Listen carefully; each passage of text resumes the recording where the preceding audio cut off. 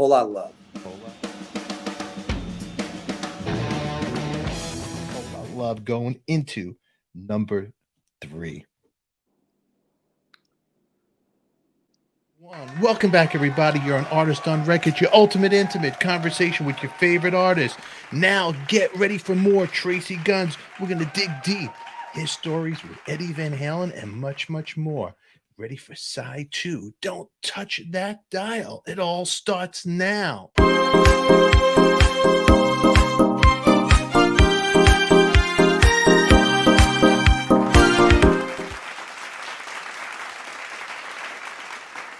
It's just got to be Diary of a Madman. You know, it has to be, because I feel like Randy was fully developed, you know, because Blizzard of Oz album was great and it had Revelation Mother Earth on it, which was a big classical kind of thing. But Diary was darker, more melancholy, a little bit trickier. Took me out of my body more than Blizzard of Oz, right? And then, you know, same with the tribute record, but the tribute record is more of an adrenaline rush than sitting and listening to Randy Rhoads play compositions, right? You know, because Randy is a great little composition guy. And the song Diary of a Madman has been the opening, or the what do you call that? The intro tape for every band I've been in since Brides of Destruction. I started using it then in Brides of Destruction with Nikki and L.A. Guns every show to this day. That is still our intro tape. So I can't live without that.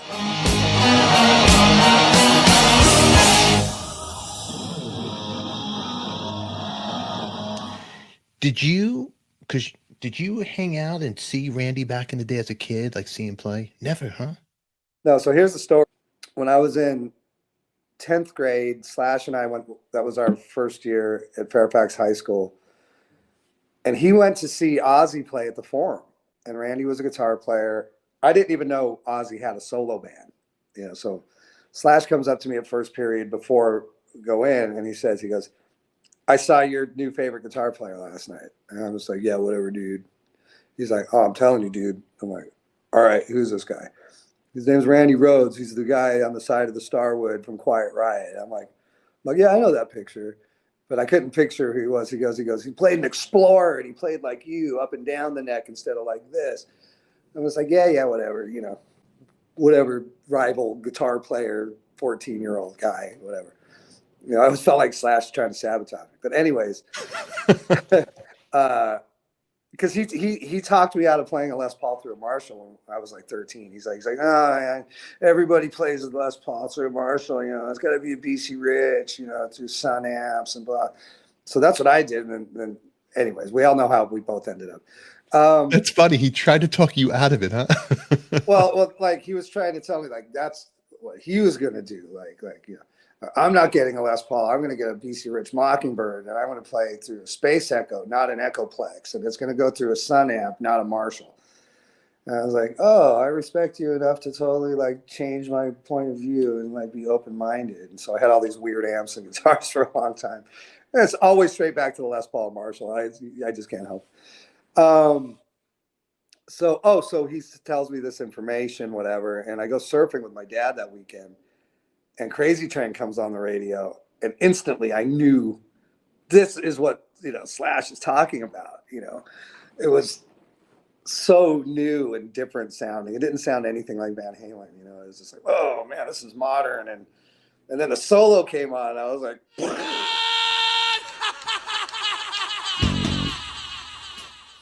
and my dad looks at me. Yeah, this guy's pretty good.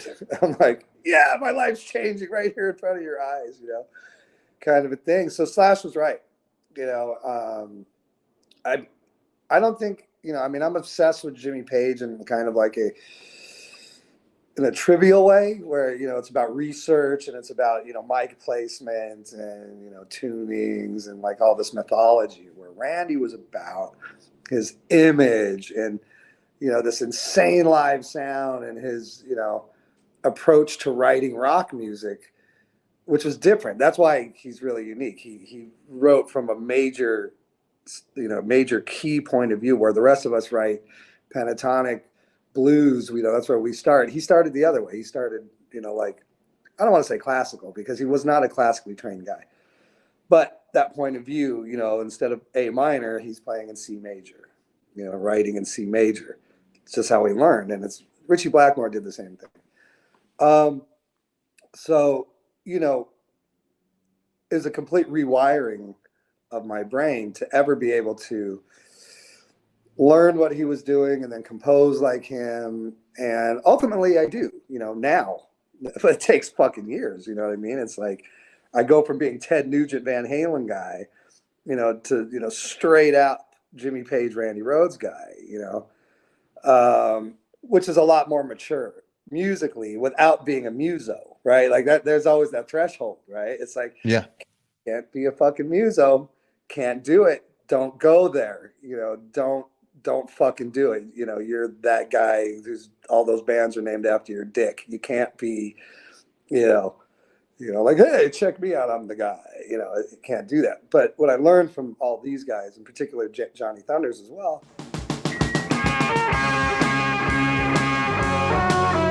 is that your personality needs to come through your instrument. I don't care what you're playing, Mm-hmm. And I want my music to always sound like I'm wearing a black leather jacket. It's as simple as that. That's it. And that's always the thing. So if I'm doing a session for somebody and they want something, oh, can you do it like Satriani, dude? And I was like, hell no, I can't. Because I can't picture Joe wearing a fucking leather jacket, man, and smoking a cigarette outside the Rainbow. I can't do it. But I can picture Jimmy Page on a fucking, little moped kind of bike with a, what do you call it, pea coat on and his hair in his face, smoking a cigarette. I can picture that. So I'm going to do that. That's cool to me. I like that. I can still play fast and I can be nimble and all this stuff, but it has to be greasy. It has to be, Popeye's chicken. Okay, so we got number 3, Ozzy, Diary of a Madman. Now we're gonna go to number 2. All right. 100%, because it's absolutely necessary in my guitar playing development, and that's Van Halen 1. Van Halen 1 has to exist no matter what. If I don't listen to it for 5 years, it still has to exist, because there's nothing else like it. There's nothing else that teaches you what that album teaches you as a guitar player, and the great mystery about it is, so many analysts will call that a heavy metal record. No. It's a blues-based record. It's still blues-based. It's still in the tradition of Led Zeppelin and Jimi Hendrix and all those things, and Joe Walsh. It's all those things put together with more distortion. That's all it is. Yes. More distortion, a little bit more oomph, a little bit tighter unit as a 3-piece musical band. Mm-hmm. And then you had the new and improved Jim Dandy on lead vocals, man. And David Lee Roth, and he's the guy. He's the man. He's the guy. He's the man. So Van Halen was the template for the bands in the time of L.A. Guns. You know what I mean? It was really the template of guys, Odin, L.A. Guns, even, whatever band Slash was in when we were in junior high school and high school. George Lynch, obviously. But it's a template. Even Pantera's like Van Halen. Poison's like Van Halen. It's the template. It's like, there's a perfect heavy rock band. Blonde lead singer. Exactly. They were Zeppelin Part 2, or if you want to look at it that way. And the thing is, with Dave, he was the ultimate frontman. Back then, nobody could touch Diamond Dave. Nobody. And he took vaudeville. He took it all. He looked like a lion. Here's a story real quick. I'm in Music Plus on was it Ventura and Laurel Canyon in 1994. And I just come off tour with LA Guns of the Vicious Circle tour, and someone stole my CD case. You know, the big book where you did 4 Really? CDs of a million. Someone stole it the first date in Salt Lake City. You know, so I really didn't have any music for the rest of the tour except whatever other people played. So I'm in this Music Plus. Eddie Van Halen just was recovering from hip surgery, and I hadn't talked to him in about a year. And all of a sudden, Kristen, who you know, Jagger's mom, she's like, hey, Eddie's over there, he's waving at you, you know. And I'm like, turn around, and I was like, oh man, fucking Eddie. And he was on crutches. And he comes over. I guess Wolfie was about 5. He's still a little guy. And he comes over and he's like, hey man, you know, what are you doing? You know, I always got to talk like my friends, right? That's what we do. Yeah, well, you know, what are you doing in here? You know, I tell him the story. I go, yeah, you know, all my CDs, you know, got ripped off. You go, oh man, you get to start over again, right? And I'm like, yeah. What are you gonna get? You know, what's gonna be the first one? You know, what's gonna be the first one, man? And I go, I don't know, man. You know, maybe Van Halen one. He goes, oh, don't do that to me, man. You know, like I know you're gonna get that record, but that's not gonna be your first one. And I go, yeah, you're right. You know, what do you think? You know, what do you think? He goes, let me think about it, you know, for a minute. And we're both thinking about it. And I was over there by the A's, you know, AC/DC, Aerosmith, Yeah. whatever. And I had this conversation with him a couple years earlier.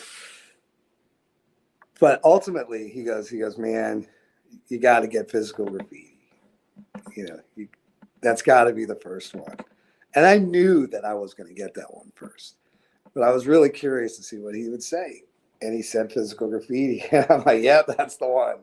You know, so that day, you know, my first new CD after having my whole CD, you know, it was Physical Graffiti and Van Halen 1. And I think I got the Ozzy tribute live record radio. I bought 3 CDs that day. And, you know, I mean, it says a lot about the musicality of somebody that's my music. That's the, you know, I stole all that shit to do what LA Guns does, right? Or whatever I do. But I got to make that decision with Eddie Van Halen, who, you know, the 12-year-old, 13-year-old me is just like, fuck. But, you know, the adult, I play golf with Eddie Van Halen, you know, we talk about chicks, you know, guy, friend, is like, yeah, man, you're right, dude. High five. You know, what kind of reality is that a reality that anybody would get to do that? It would be like Stevie Ray Vaughan hanging out with Hendrix. You know? It's crazy. It's crazy. So his number one was Physical Graffiti. So think about that, huh? Well, if you had to pick your first record. Yeah. Well, like I said, we had an earlier conversation about it. One day, we were going to play golf, but there was like some hang up. I was at his house across the way in his studio. And he had, you know, 4 or 5 CDs sitting there. And I always was like spying on his music because I never believed that he actually liked Clapton. Like, that's why this weird, like I think that at some point he decided it was cool to say he liked Clapton in the press. You know, so he just would say that, like, Clapton, yeah, man, I love Clapton. But I could never find a fucking Cream record or a Clapton record or anything like with any of his shit. But when he finally came up to the studio, we're ready to go.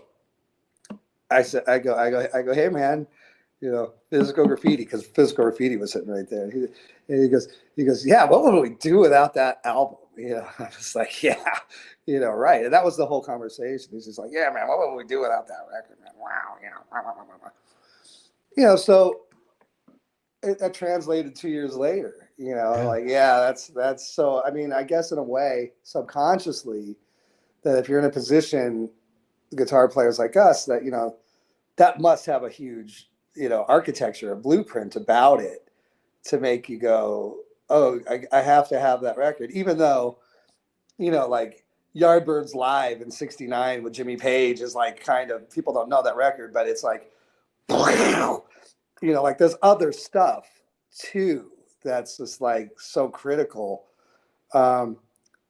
but I guess that's just the one, you know, and I bet George Lynch might say the same thing. That's pretty interesting. Yeah. You know what's also interesting about the Van Halen 1 record? We go back, Gene Simmons, he originally he did a couple of tracks with those guys that he was. I never heard what he did. I never heard any demos. Have you? It's on YouTube.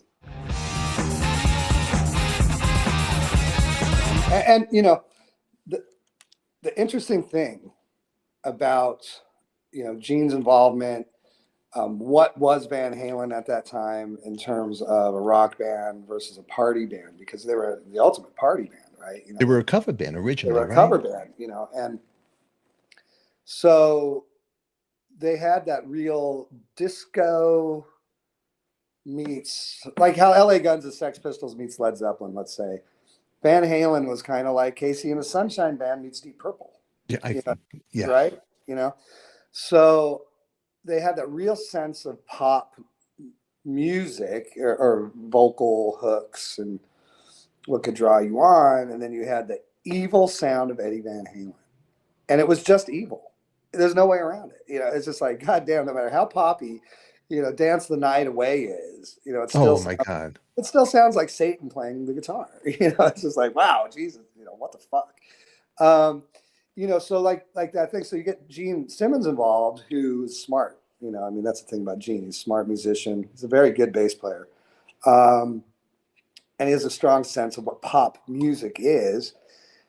And so I think he, you know, knowing Gene, it was more about laying stake to Van Halen as the discoverer, and like, I know this band is going to do something. I need to get involved now. Yeah. But the interesting thing is that the demos and sounded like they were playing a backyard party, playing, you know, Roller Coaster of Love. You know, it didn't have the weight. It didn't have that thickness of what Ted Templeman was able to get. You know, that sound with the reverb on one side and totally. You know, like that whole, like, Templeman knew exactly what he was doing, you know, to make that band sound like that. And it's interesting because I feel like, just through experience, that if you get a great live sound, you know, you put a record out and you're like, oh, the record sounds like that. And then, you know, but then you go tour your first tour, you know, 150 shows, and you've dialed your live sound in, right? And it's like, fuck. So I think that Eddie really had the experience backwards of, you know, always having his like kind of like thin sound, like Hendrix almost. Templeman making him sound like that, and then he dialed his sound into that record, right? Very unique sound from the drums to the bass. Man. I mean, you go, there's, for the Zeppelin fans, I want my drums to sound like, you know, Bonham. But then you go, the Van Halen, Alex, he had his own sound, his own tone, and just each guy in that band meant something. It's Michael Anthony's backing vocals, to the sound of the drums, to the tone of the guitars, to the phrasing of David Lee Roth. It was just magical, and Ted knew how to make the perfect soup with these guys. You really got me now. You got me so I don't know. That's right. Those components, that's how I look at it. Those ingredients are so important, you know, and that's why, you know, there's this kind of weird thing. You know, I've been through it. You played bass in LA Guns. You know, you don't want to fuck with the chemistry of a band if the band's successful. But if the band's not quite successful, it's really easy to fuck with that chemistry and get it better and better and better. And like, I've been lucky in that case where I was able to. Band was cool, did some cool records, had some good success. You know, 25 years later, it's like, I know what LA Guns needs.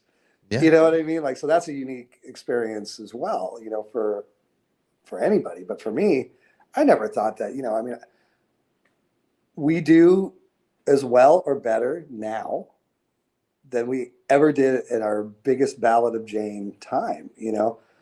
And that comes from learning.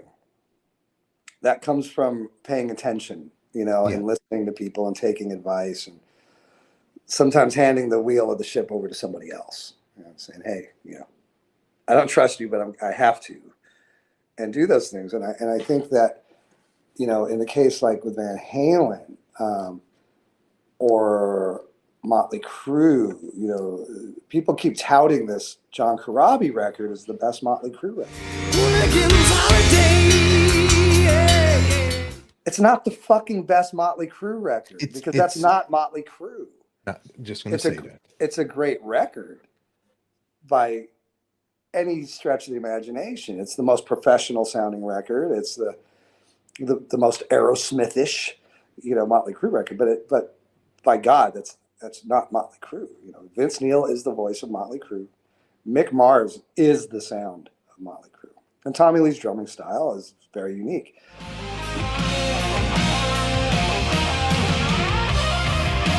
These components in a band make the sound of a band. Then, if you're lucky enough to have those components and an original chemistry where people actually don't run away from when you're playing, and then you get to have these stories that people love to read about you and your band. That's the trifecta. You know, that's it. You got to have the stories. You just can't be good. That's cool. You know, it's great if you're cool. It's great if you're talented. It's great if you have good songs. But if you don't have stories or personality, meh. Yeah, that's like me driving around in my 56 Chevy pickup truck when I was 16 years old, fucking cranking Atomic Punk, driving around Hollywood. That made me 6 feet tall. You know what I mean? Like, Atomic Punk, you know, attitude. That was Tracii Guns. If you want to see more of this episode, make sure you click on the box right here. Until then, kids, it's only rock and roll, and we like it. Who loves you, baby? We do. Catch you all later. Now get out of here, you crazy kids.